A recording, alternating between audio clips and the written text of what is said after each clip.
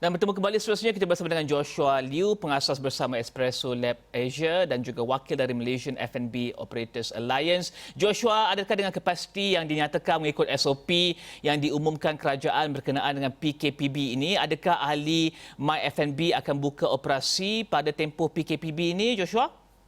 Selamat pagi Rizal. Selamat pagi. Terima kasih kerana bagi peluang untuk meluahkan perasaan kita, gabungan pengusaha-pengusaha restoran F&B kat Malaysia ni. Kebanyakan pengusaha-pengusaha ni sekarang agak risau dan gusar dengan PKB bersyarat ni sebab kebanyakan SOP nampaknya ada pertindihannya. So kebanyakannya akan mengambil attitude yang orang kata wait and see attitude sebab tengok kita tengok semalam dia ada ni 8 negeri dia kata dia tak akan bagi dine in atau makan dalam premise restoran. So because of that sekarang kita akan you see, untuk bagi konteks when MCO dah bermula, kebanyakan restoran-restoran yang merupakan essential services kita memang dah dibenarkan untuk beroperasi untuk take away dan delivery. So walaupun PKP bersyarat sekarang ini dibuatkan hari ini, the only difference is kita boleh dine in dalam restoran kita. So kita akan because of all the SOP dan liability yang diletakkan atas pengusaha. Perdana Menteri pun berkata dalam ucapannya dalam 1 Mei, dia kata sebenarnya banyak perkara yang Pak Saleh kena lakukan kan. So that's why, so because of this, I think the next few days kebanyakan kita lebih kurang 80-90% kita akan ambil wait and see attitude untuk fikirkan how to implement SOP yang dikenakan oleh kerajaan. Tapi Joshua, kita melihat kepada kos, tentunya ada kos tambahan jika SOP ini dilakukan. Apakah yang dibincangkan oleh ahli-ahli dalam kumpulan tersebut berkenaan dengan kos baru untuk normal baharu ini untuk memastikan kesihatan, keselamatan dipraktikkan dalam sesebuah premis tersebut, ataupun hanya mereka akan terus melihat kepada apa SOP yang berlaku sebelum ini, iaitu untuk delivery dan juga untuk take away sahaja? Kos-kos memang bertambah. Dalam pengumuman selepas pengumuman hari Jumaat, Sabtu dan Ahad ni, chat group kita explode lah boleh kata. Sebab semua nak beli sanitizer, nak beli ukur suhu badan tu, thermometer, benda-benda macam ni. So it is definitely an extra cost yang akan added to the cost of running at restaurant tu. So memang ni kos yang banyak, and then nak sanitize premise tu, all this is an added cost. Tapi one of the biggest cost yang dalam fikiran kita is without the MCO yang sekarang kita dah dibenarkan untuk beroperasi, landlord kita akan kata, okay, kau dah boleh operasi sekarang, let's talk about macam mana kita nak uruskan hal sewa ni yang masih merupakan kos yang paling tinggi dalam usaha restoran-restoran dan makanan dan minuman ni. Jadi apa perbincangan tersebut dengan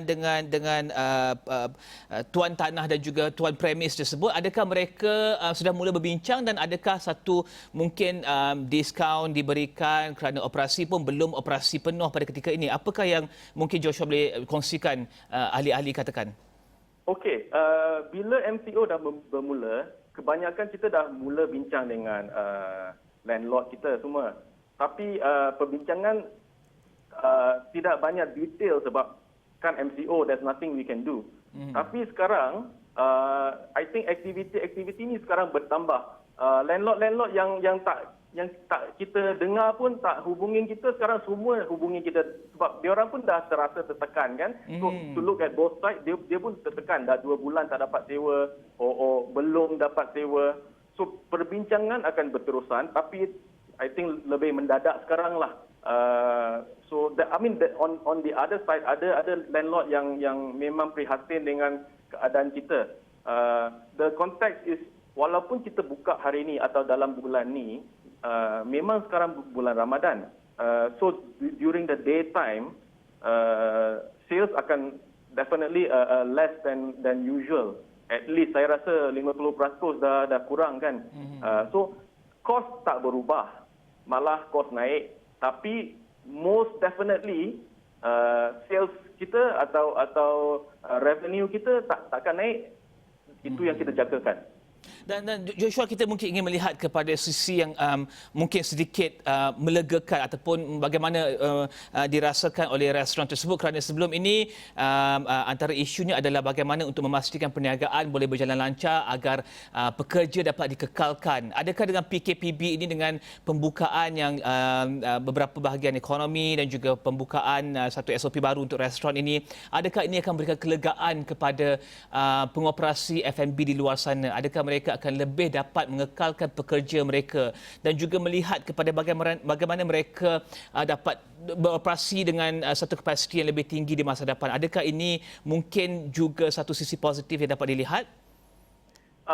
Kita tahu kerajaan bila membuat keputusan ni telah meneliti dan membuat banyak pertimbangan untuk bagi keseimbangan antara kesihatan dengan ekonomi, dan kita menghargai usaha kerajaan. Tapi malangnya kos dalam pekerja-pekerja ni tidak berubah banyak sangat, sebab bila dalam MCO pun kita perlukan tenaga pekerja yang sama untuk uruskan delivery dengan take away. Sekarang bila buka pun lebih kurang the same, tapi kita pun berterima kasih kepada pekerja-pekerja kita yang sanggup masih bersama kita dalam usaha ni. Pekerja memang nak kerja, because kalau dia kerja dia dapat pendapatan. Yang resah ni is owner atau pengusaha restoran. That is the pertimbangan yang kita buat, and I don't think kita ada jawapan yang sure lah. Sebab with yang saya kata tadi kan, sales kita takkan bertambah, tapi cost sama. So it is a very difficult decision, keputusan yang sukar untuk kita buatlah dalam masa yang akan datang ni. Terima kasih Joshua Liu, pengasas bersama dan juga pengarah urusan Espresso Lab Asia Pacific dan juga wakil dari Malaysian F&B Operators Alliance, membincangkan berkenaan dengan apakah dilema dan juga bagaimana keadaan pengoperator restoran ketika dalam tempoh PKPB ini. Teruskan bersama kami di Astro Awal ini ketika kami bincangkan berkenaan dengan PKPB dan juga apakah norma-norma baru dalam PKPB dan juga bagaimana perniagaan beroperasi mengikut SOP yang ditetapkan. Teruskan bersama kami di Astro Awal ini. Saya Rizal Zulkapli. Salam hormat.